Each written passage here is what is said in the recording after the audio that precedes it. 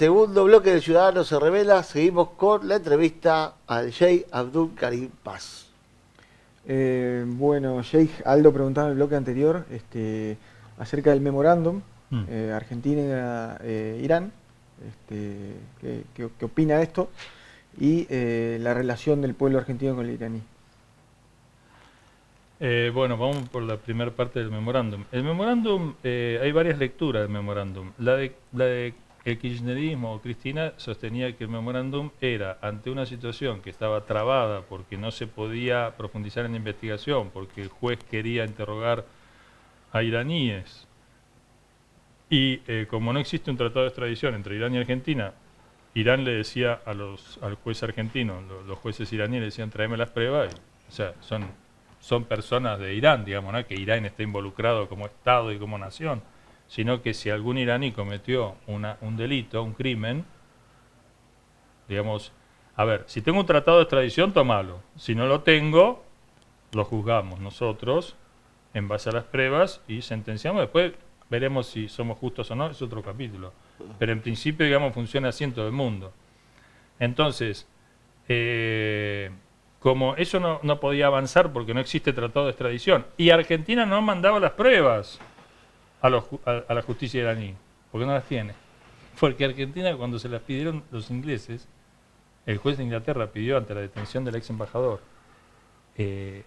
Galeano le manda las pruebas y el juez inglés dice, pero esto es puro chamullo, digamos, para usar un lenguaje, puro chamullo de inteligencia. O sea, acá no hay un montón de cuestiones de inteligencia, de que dijo, que escuché, que parecería que lo... Pero pruebas no hay, yo no lo puedo detener. A este hombre lo suelta y los argentinos pagamos como $250.000 de indemnización. Imagínate que si la justicia inglesa, que si vas a decir que es pro-iraní, bueno, ya, si los ingleses son pro-iraníes. Entonces, si los ingleses rechazaron por la falta de pruebas lo que Galeano les manda, vos sabés que Nisman continúa lo de Galeano. Nisman no aporta nada nuevo lo de Galeano, es sobre la base de lo que suponía Galeano. Entonces los jueces iraníes dicen, bueno, no mandás nada, entonces queda trabado. Pero queda trabado por una carencia. Acá se dice, por ejemplo, que los iraníes no cooperan. No, mandame las pruebas, vemos cómo seguimos. Es un punto. Ante esta situación y a pedido, según dicen, a mí me lo dijeron dos iraníes, yo no conozco mucho en profundidad del tema, de que aparentemente Obama le habría pedido a Cristina de que, o le dio luz verde, no sé, para que avance en un acuerdo, de modo que pueda profundizar, pueda ayudar a la justicia, digamos, a sacarse las dudas, es decir, pueda interrogar a estos iraníes y, en definitiva, avanzar en la investigación. Entonces, de ahí nace el memorándum, que es una especie de hijo del gran acuerdo nuclear que hacen los 5+1, hace Estados Unidos, las 5, digamos, potencias del Consejo de Seguridad de Naciones Unidas, más Alemania. Por eso 5+1 con Irán.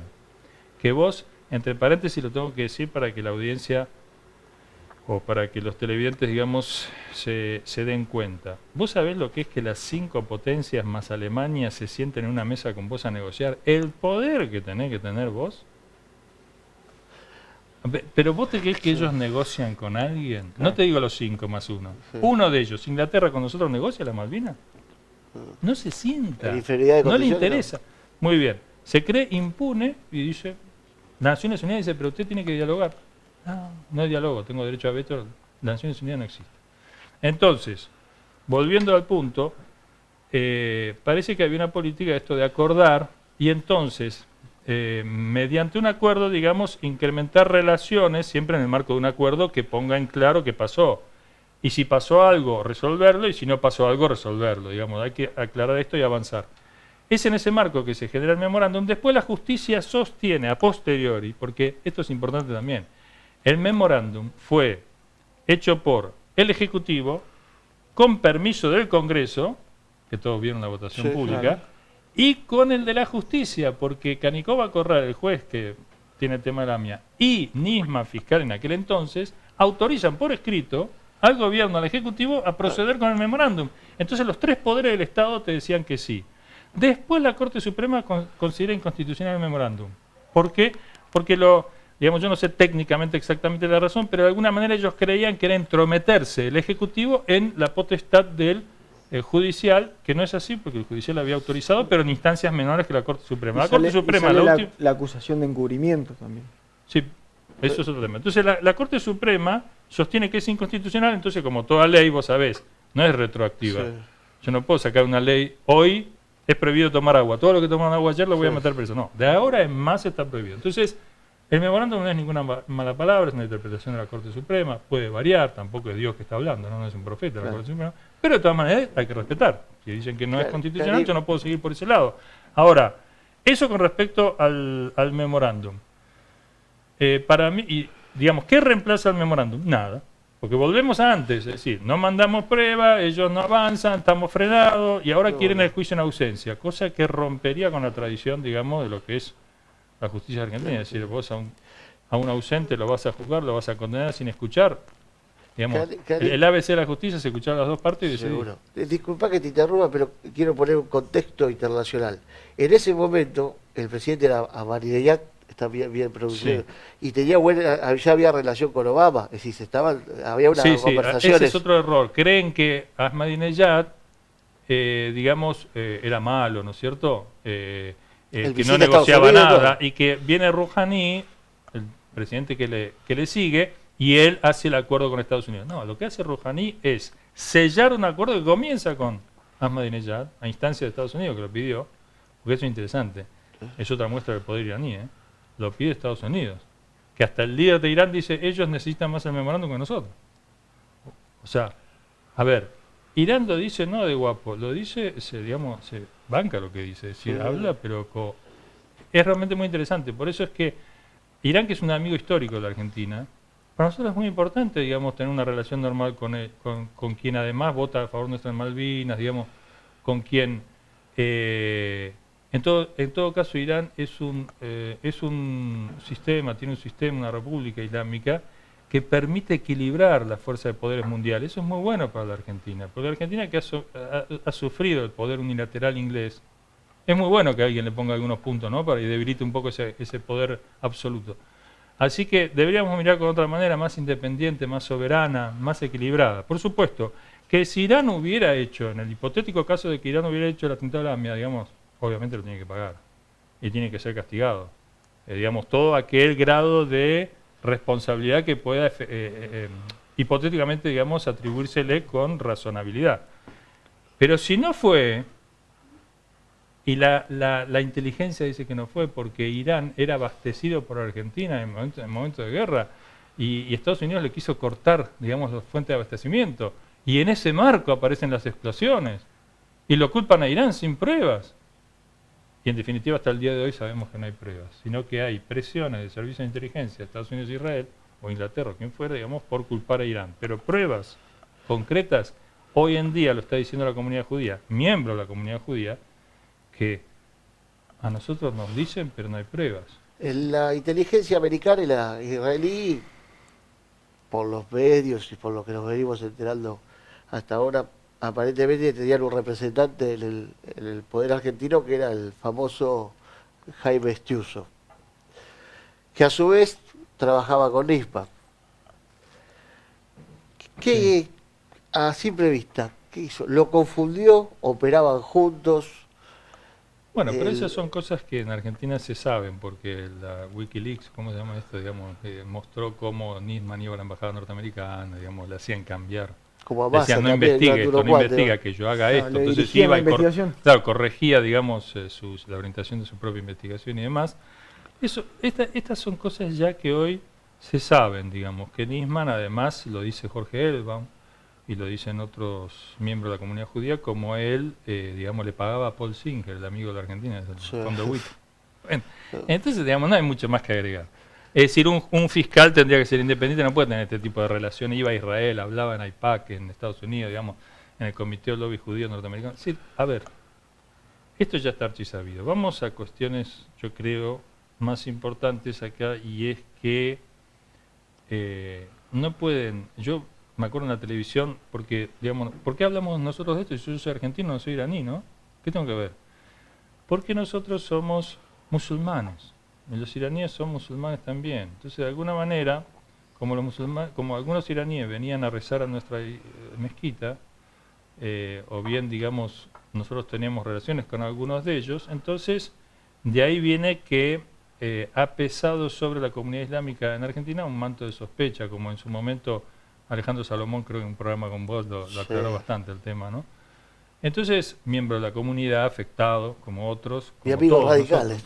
Ah, sí.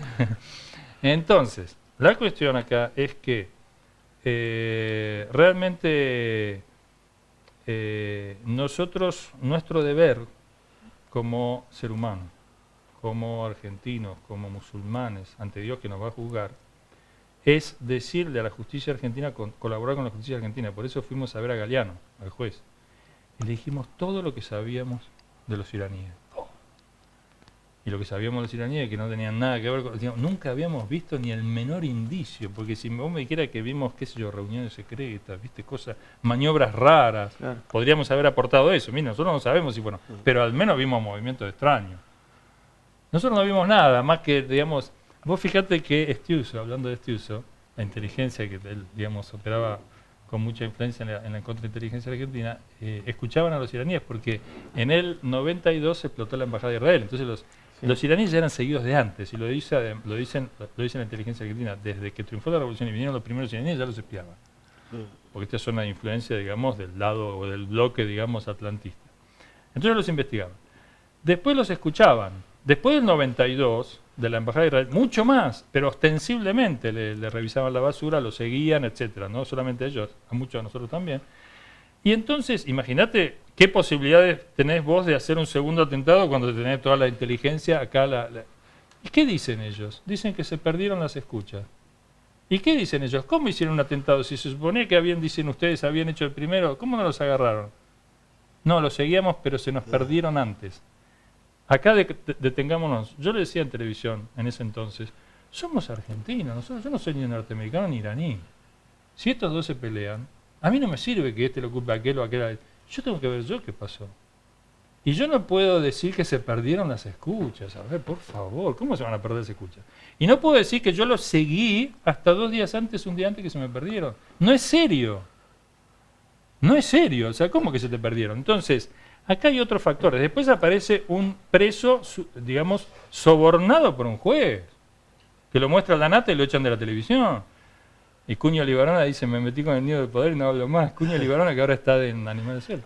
Entonces estas cosas son muy graves. Acá lo que se está viendo es que hay un... ¿Por Techeldín? Claro, por Techeldín, que le dan $400.000 para que declare que esto está grabado y todo. Está grabado, pero cuando se grabó eso...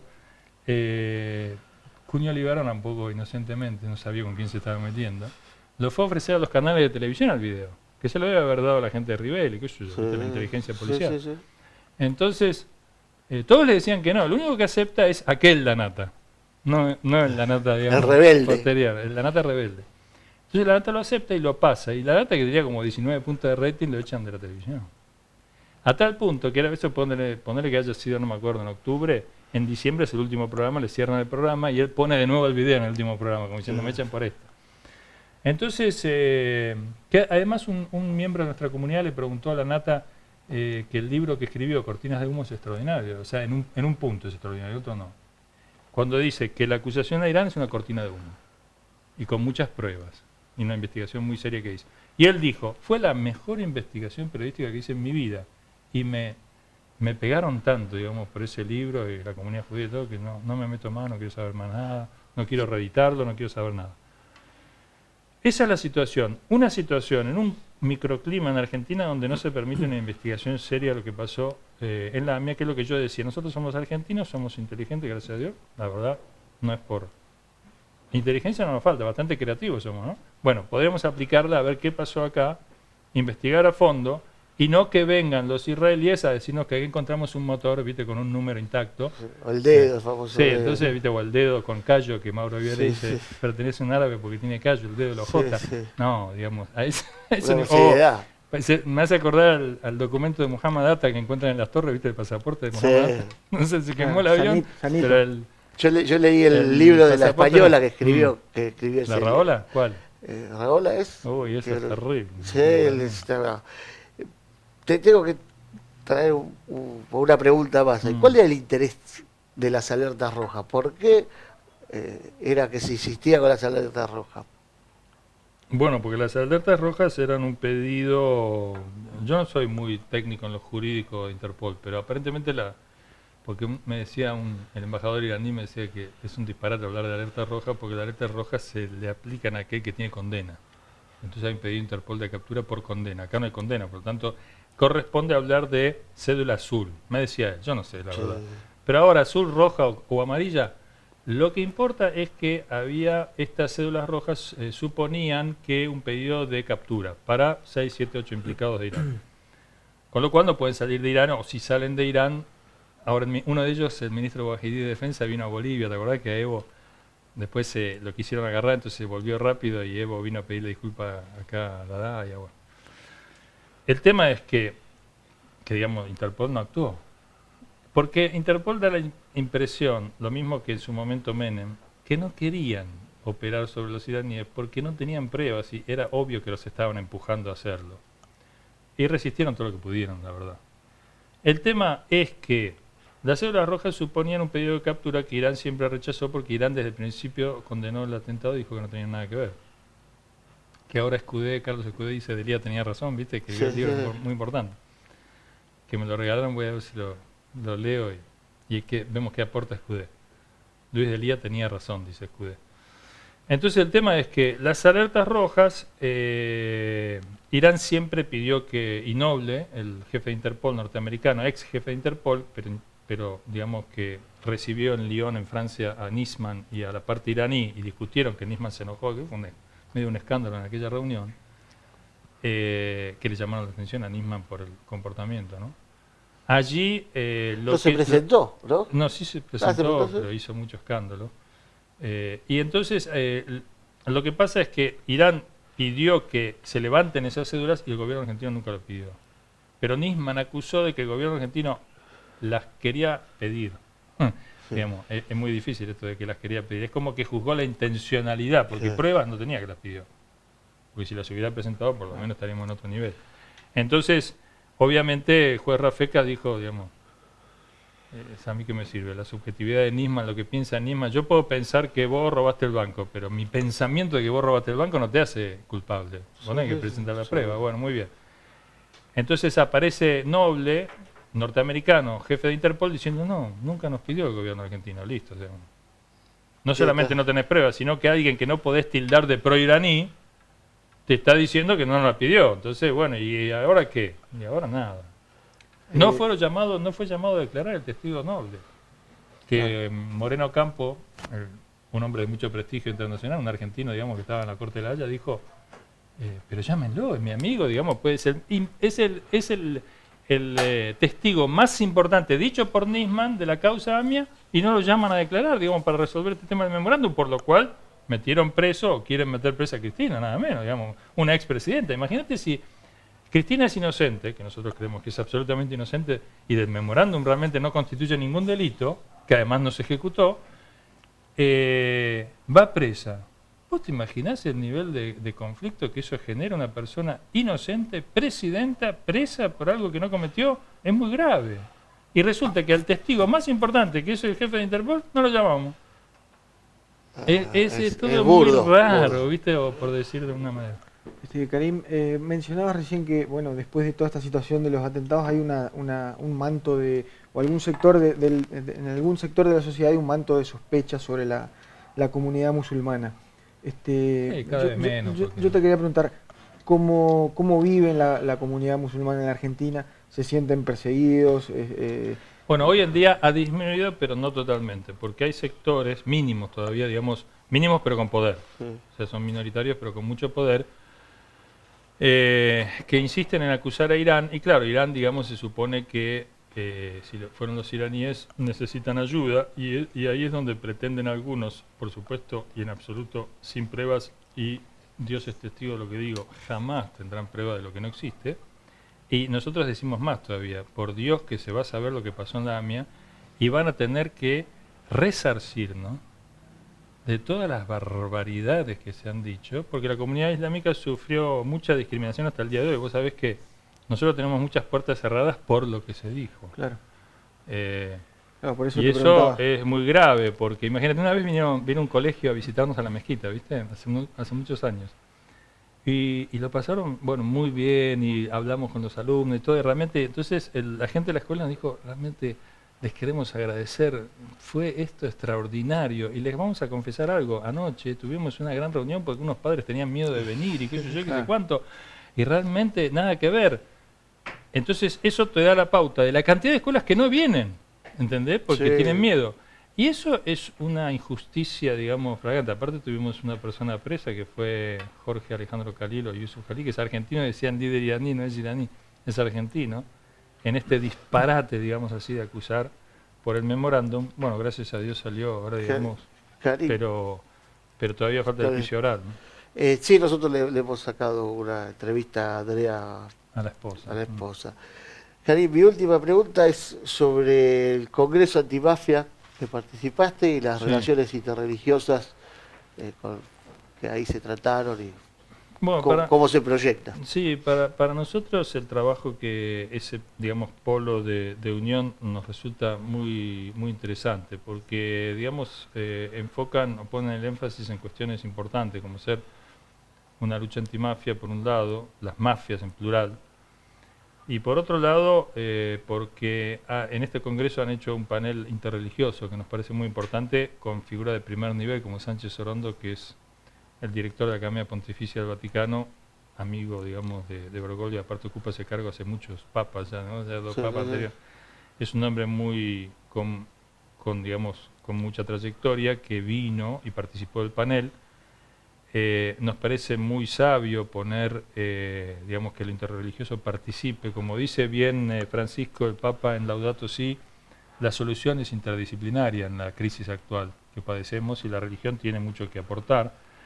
Entonces está bien orientado y en el espacio político le dan una entidad a esta cuestión del Papa Francisco, de la intervención, digamos, de la religión, de los religiosos. Creo que es un aporte muy importante en el intento de conformar digamos, de constituir la patria grande independiente de los poderes foráneos.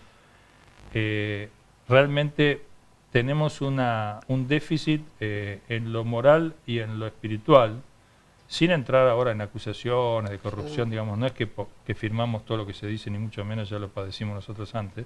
Las cosas tienen que ser probadas, hablar es muy fácil, pero nosotros creemos que es difícil que hagamos todo bien y la gente nos castigue con un voto en contra, ¿no es cierto? Es decir, tenemos que hacer un autoexamen y una autocrítica.